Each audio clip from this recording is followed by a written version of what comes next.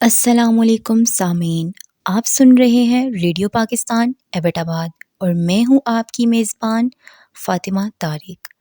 آج کے اس دلچسپ پروگرام میں ہم ایک ایسے تاریخی اور ثقافتی خزانے کی بات کریں گے جو نہ صرف پاکستان بلکہ دنیا بھر میں اپنی اہمیت رکھتا ہے۔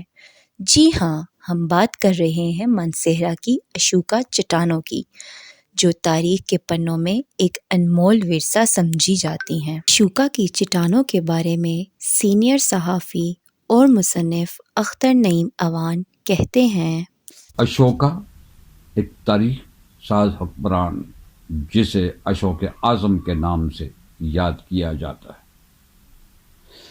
3 صدی قبل مسیح میں ایک ایسا حکمران تھا جس کا نام آج بھی تاریخ میں سنہری حروف میں لکھا جاتا ہے، اور وہ تھا اشوکا۔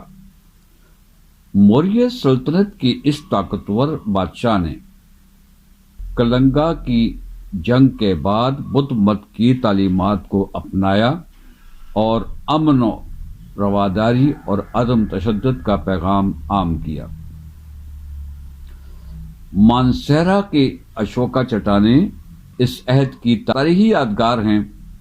ان چٹانوں پر کندہ تحریریں اس بات کی غمازی کرتی ہیں کہ اشوکا نے اپنے اصولوں کو دور دراز علاقوں تک پہنچانے کے لیے پتھروں پر جگہ جگہ احکامات درج کروائے۔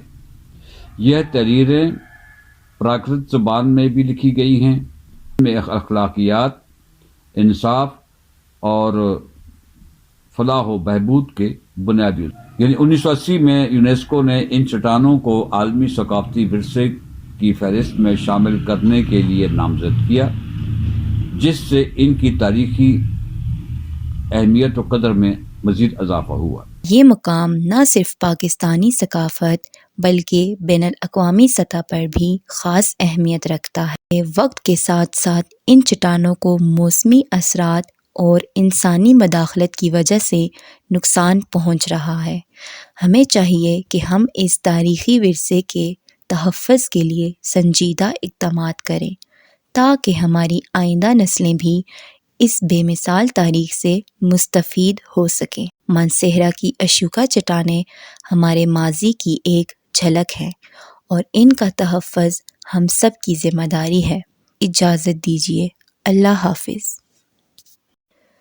راوی فاطمہ طارق، پروڈیوسر محمد اون عثمان، پیشکش